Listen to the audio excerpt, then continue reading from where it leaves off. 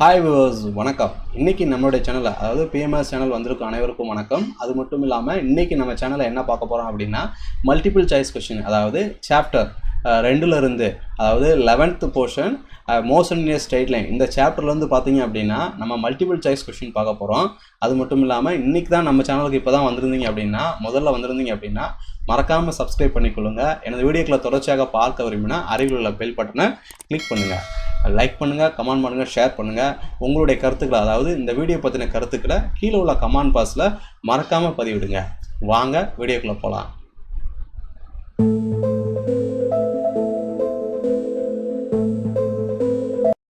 Okay, first question. Location of the particle is changed. What can we say about the displacement and distance covered by the particle? Displacement என்னென்னு, ஒரு பிளேஸ்லேருந்து இன்னொரு place போகிறதா நம்ம displacement சொல்லுவோம். அது வந்து ஒரு பர்டிகுலர் டேரக்ஷன் இருந்துச்சுன்னா அது ஒரு டிஸ்பிளேஸ்மெண்ட். பர்டிகுலர் டேரக்ஷன் இல்லை அப்படின்னு பார்த்தீங்கன்னா நமக்கு வந்து டிஸ்டன்ஸ்னு சொல்லுவோம். ஸோ இதெல்லாம் வந்து பார்த்தீங்க அப்படின்னா எது கரெக்டான ஆன்சர்னு கேட்டுக்கிறாங்க. 4 ஆப்ஷன் கொடுத்துருக்குறாங்க. ஃபர்ஸ்ட் ஒன்று both cannot be 0, second one of the 2 may be 0, third one both must be 0, fourth பார்த்தீங்கன்னா both must be equal. So 4 ஆன்சரில் வந்து எது பெர்ஃபெக்ட் ஆன்சர்னு பார்த்தீங்க அப்படின்னா first one. So first one is the perfect answer. Both cannot be 0. ஏன் அப்படின்னு பார்த்தீங்க அப்படின்னா ஒரு பிளேஸ்ல இன்னொரு பிளேஸ் போகும்போது வந்து டிஸ்டன்ஸ் மாறும். 1 மீட்டர், 2 மீட்டர், 3 மீட்டர் மாறிக்கிட்டே தான் இருக்கும். இது 0 ஆகாது. Correct. One of the 2 may be 0. ஏதாவது one of the 2 may be 0ன்னு கொடுத்துருக்காங்க. இது ராங் ஆன்சர், வராது. போத் மஸ்ட் பி 0 கண்டிப்பாக கிடையவே கிடையாது. 0 ஆகவே ஆகாது. ஸோ போத் மஸ்ட் பி ஈக்குவலாக ஆகாது. ஏன்னா டிஸ்பிளேஸ்மெண்ட் வேற, டிஸ்டன்ஸ் வேற. ஓகேங்களா? டிஸ்பிளேஸ்மெண்ட் வந்து 0 ஆகலாம், ஆனால் டிஸ்டன்ஸ் வந்து 0 ஆகாது. ஸோ அதனால okay, next question. For moving object, the numerical value of the ratio of the magnitude of instantaneous velocity to instantaneous speed is கேட்டிருக்கிறாங்க. நமக்கு என்ன கேட்டிருக்காங்க பார்த்தீங்க அப்படின்னா நமக்கு வந்து ரேஷியோ ஆஃப் த மேக்னிடியூட் கேட்டிருக்கிறாங்க. ஸோ எதுக்கு கேட்டிருக்காங்க பார்த்தீங்க அப்படின்னா இன்ஸ்டன்டேனியஸ் வெலாசிட்டிக்கும் இன்ஸ்டன்டேனியஸ் ஸ்பீடுக்கும் உள்ள ரேஷியோ கேட்டுக்கிறாங்க. அது எப்படி இருக்குன்னு கேட்டுக்கிறாங்க. ஃபர்ஸ்ட் வந்து பார்த்தீங்கன்னா always less than 1, second one always equal to 1, third பார்த்தீங்கன்னா ஆல்வேஸ் மோர் தென் 1, ஃபோர்த் ஒன்று equal to the or less than 1. இதோட பெர்ஃபெக்ட் ஆன்சர் என்னன்னு பார்த்தீங்கன்னா always equal to 1. Second answer தான் perfect answer. If the distance covered is 0, then displacement என்ன கொடுத்துருக்காங்க அப்படின்னா distance 0 ஆச்சு அப்படின்னா டிஸ்பிளேஸ்மெண்ட் எவ்வளோ இருக்குன்னு கேட்குறாங்க. வெளியே இருக்குமா இல்லை இருக்காதா இல்லை 0 ஆகுமான்னு கேட்டுக்கிறாங்க. ஓகேங்களா? Distance covered is 0, then displacement. So first one பார்த்தீங்க அப்படின்னா must be 0, second may not be 0, third பார்த்தீங்கன்னா cannot be 0, ஃபோர்த் வந்து டிபெண்ட்ஸ் அப்பான் த பார்ட்டிகல். இதோட ஆன்சர் என்ன பெர்ஃபெக்ட் ஆன்னு பார்த்தீங்கன்னா டிஸ்டன்ஸ் கவர்டு 0 அப்படின்னா டிஸ்பிளேஸ்மெண்ட்டும் must be 0. The first one is the perfect answer. Okay, next question. A particle is under constant acceleration, its path may be. So எப்படின்னு பார்த்தீங்க அப்படின்னா இப்போ வந்து ஒரு ஆக்சிலரேஷன் இருக்குது. ஆக்சிலரேஷனாக நமக்கு தெரியும் சேஞ்சிங் வெலாசிட்டி. இந்த வெலாசிட்டி வந்து அதாவது கான்ஸ்டன்ட் ஆக்சிலரேஷன் வந்து கான்ஸ்டண்ட்டாக ஒரே யூனிஃபார்மாக போச்சு அப்படின்னா அதோடைய பாத் எப்படி இருக்குன்னு கேட்குறாங்க. ஓகேங்களா? ஃபர்ஸ்ட் ஒன்று பார்த்தீங்கன்னா சர்க்கிள், செகண்ட் வந்து ஹைப்பர்போலா, தேர்ட் வந்து பேரபோலா, ஃபோர்த் வந்து எலிப்ஸ். ஸோ நமக்கு வந்து கான்ஸ்டன்ட் ஆக்சிலரேஷன் வரும்போது பார்த்தீங்கன்னா அதனுடைய பாத் எப்படி இருக்குன்னா parabola. Third answer is a correct answer. Okay, next question. Which of the following statement is wrong? என்ன கேட்டிருக்காங்க பார்த்தீங்கன்னா எது தவறான பதில்னு கேட்டுக்கிறாங்க. ஒரு ஸ்டேட்மெண்ட் கொடுத்து என்ன தவறான பதில்னு கேட்குறாங்க. ஃபர்ஸ்ட் வந்து பார்த்தீங்க அப்படின்னா a body can have constant speed varying accelerations. Second பார்த்தீங்கன்னா a body can have 0 velocity and uniform acceleration. Third பார்த்தீங்கன்னா a body can have constant velocity and uniform acceleration. So 3 question கொடுத்துருக்குறாங்க, 3 ஸ்டேட்மெண்ட் கொடுத்துருக்குறாங்க. இதில் வந்து எது தவறான பதில்னு கேட்டுக்கிறாங்க. ஓகேங்களா?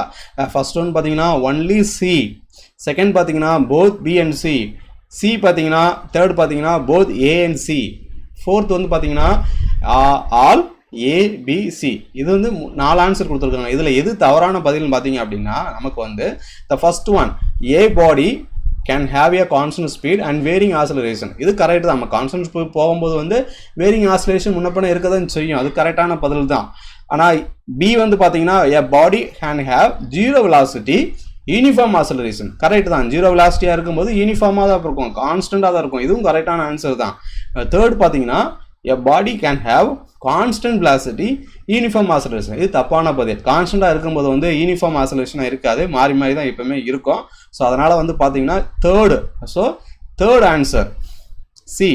Only C is the correct one. So third one C is correct. Question number 1. இதில் வந்து 1 பார்த்தீங்கன்னா only C. So only C ன்னு சொல்லும்போது third answer is a perfect answer.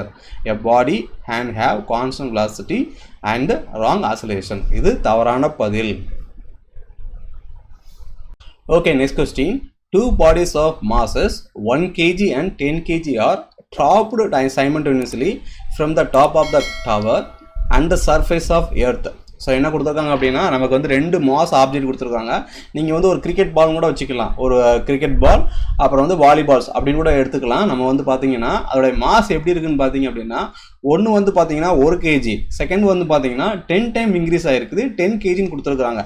ரெண்டுமே வந்து மேலே நின்றுக்கிட்டு நம்ம என்ன பண்ணுறோம், ஒரு டவரில் நின்றுக்கிட்டு ட்ராப் பண்ணுறோம். So and the surface of earth. So இதில் வந்து எது ஃபஸ்ட் ஆகணும்னு கேட்டுக்கிறாங்க. ஓகேங்களா, இதுதான் very very important. 1 kg 10 kg ரெண்டுமே எப்படி இருக்குன்னு கேட்டுக்கிறாங்க. ஸோ ஃபர்ஸ்ட் ஒன் பார்த்தீங்கன்னா heavier will reach first, second பார்த்தீங்கன்னா lighter will reach first, third பார்த்தீங்கன்னா both will reach simultaneously, fourth one பார்த்தீங்கன்னா any one will reach first. So இதில் வந்து எது பார்த்தீங்கன்னா நமக்கு வந்து மாஸ் வந்து நமக்கு முக்கியம் கிடையாது, எப்பயுமே வந்து பார்த்தீங்கன்னா வெரி வெரி இம்பார்ட்டன்ட். இதில் ரெண்டுமே பார்த்தீங்கன்னா both will reach simultaneously. So மாற்றி ரெண்டுமே வந்து விடும். Third answer correct answer, both will reach simultaneously. Okay, next question. A body is thrown upward and reaches its maximum height at this position. என்ன கேட்குறாங்க, at this position கேட்டுக்கிறாங்க. So for example என்ன பண்ணலாம் அப்படின்னா, ஒரு கிரிக்கெட் பால் எடுத்துக்கலாம். ஒரு cricket ball எடுத்து நம்ம த்ரோ பண்ணும்போது எப்படி இருக்கும் பார்த்தீங்க அப்படின்னா, ஒரு பால் வந்து என்ன பண்ணணும் பார்த்தீங்கன்னா, இதான் க்ரௌண்ட் ஸ்டேஜ் அப்படின்னா, இந்த பாலை நம்ம த்ரோ பண்ணோம்னா, actually one boy is throwing for this. பார்த்தீங்கன்னா இந்த பாலை த்ரோ பண்ணோம்னா மேக்ஸிமம் ஒரு ஹைட் போவோம், ஒரு மேக்ஸிமம் ஹைட் போயிட்டு அப்புறமா தான் கீழே விழும். ஓகேங்களா, இப்போ அந்த பொசிஷனை கேட்குறாங்க, இதான் அந்த பொசிஷன் மட்டும்தான் கேட்டுக்கிறாங்க, அட் திஸ் பொசிஷன்ஸ். ஓகேங்களா, இதில் வந்து பார்த்தீங்கன்னா 4 ஆன்சர் கொடுத்துருக்காங்க. ஃபர்ஸ்ட் ஒன் பார்த்தீங்கன்னா it's velocity 0 at this position, maximum ஹைட்டில் இருக்கும்போது வந்து அட் திஸ் பொசிஷன் கேட்குறாங்க. It is velocity 0 and is acceleration also 0. Second பார்த்தீங்கன்னா it is velocity 0 but it is acceleration is maximum. Third பார்த்தீங்கன்னா it is acceleration is a minimum. Fourth one பார்த்தீங்க அப்படின்னா நமக்கு என்ன கொடுத்துருக்காங்க, it is velocity 0 and it is acceleration is non 0 due to the gravity. So மறக்கவே கூடாது, இதில் வந்து பார்த்தீங்கன்னா மேக்ஸிமம். ஸோ மேக்ஸிமம் ஹைட் போன உடனே நம்மளே பார்க்கலாம், ஒரு செகண்ட், ஒரு மில்லி செகண்ட் வந்து பார்ட்டிகிள் வந்து ஸ்டாப் ஆகுதுன்னு செய்யும். அந்த வெலாசிட்டி வந்து ஸ்டாப் ஆகிட்டு அப்புறம் தான் கீழே விழும். நீங்கள் நல்லா கவனிக்கலாம், நீங்கள் இல்லை அப்படின்னா நீங்கள் ட்ரை பண்ணி பாருங்கள். ஸோ இதில் வந்து பெர்ஃபெக்ட் ஆன்சர் என்னன்னு பார்த்தீங்க அப்படின்னா fourth one, it is velocity 0 and it is acceleration is non 0 due to the gravity. Its acceleration is non 0 due to the gravity. ஓகேங்களா, fourth answer is correct answer. Okay, next question. Mark the correct statement. நமக்கு என்ன கேட்டிருக்காங்க பார்த்தீங்கன்னா, எது perfect statement கேட்டிருக்காங்க. ஓகேங்களா, எது சரியான தேர்வுன்னு கேட்டிருக்காங்க. 4 ஸ்டேட்மெண்ட் கொடுத்துருக்குறாங்க. நம்ம அதில் பார்க்க போகிறோம் பார்த்தீங்க அப்படின்னா, first one, if the velocity and acceleration have opposite sign, then speed of the particle will be increases. ஓகேங்களா, செகண்ட் பார்த்தீங்கன்னா the velocity 0 at instant, then acceleration of particle will be 0 at the instant. Third பார்த்தீங்கன்னா if velocity 0 in a time of interval, then acceleration is not equal to the 0 at any instant within the time interval. Fourth one பார்த்தீங்க அப்படின்னா, a particle can move along x-axis only if x coordinate and velocity have opposite sign, the particle will move towards the origin. So 4 statementல வந்து எது perfect answer என்னன்னு பார்த்தீங்க அப்படின்னா the fourth one தான் நம்ம கரெக்டான ஆன்சர். மற்ற 3மே wrong answer. The particle can move along x-axis only if it is x coordinate, velocity have opposite sign, the particle will move towards of origin. இதுதான் நமக்கு வந்து perfect answer. Which of the following statement is a wrong about a ball thrown vertically up? So என்ன கேட்குறாங்க, ஒரு cricket ball இருக்குது, cricket ball எடுத்து வந்து நம்ம த்ரோ பண்ணும்போது பார்த்தீங்க அப்படின்னா மேக்ஸிமம் ஹைட்டு போயிட்டு கீழே விழும். ஓகேங்களா, இப்போ வந்து இந்த இந்த சுச்சுவேஷனில் இந்த ப்ராசஸில் பார்த்தீங்க அப்படின்னா எந்த ஸ்டேட்மெண்ட் வந்து ராங்னு கேட்டுக்கிறாங்க. Very very important. ஸோ மறக்கக்கூடாது. எது தவறான பதில்னு கேட்டுக்கிறாங்க, ராங். ஓகேங்களா, ராங். இந்த பால் த்ரோன் வெர்டிகலி அப். ஓகேங்களா, ஃபர்ஸ்ட் ஒன் பார்த்தீங்கன்னா it is moving with constant accelerations. Second பார்த்தீங்கன்னா it may have different velocity with same position. Third பார்த்தீங்கன்னா it may have two position at same time. Third வந்து fourth வந்து பார்த்தீங்கன்னா the angular momentum of the particle at a same time about the point of projection remain conserved. So 4 answer கொடுத்துருக்குறாங்க. இந்த 4 ஆன்சரில் எது perfect ஆன்சர்னு சொல்லி பார்க்கணும்.